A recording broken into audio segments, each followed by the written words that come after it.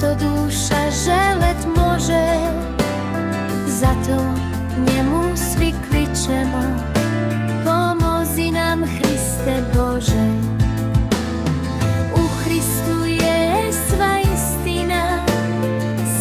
istina i sva snaga, život, radost i krasa.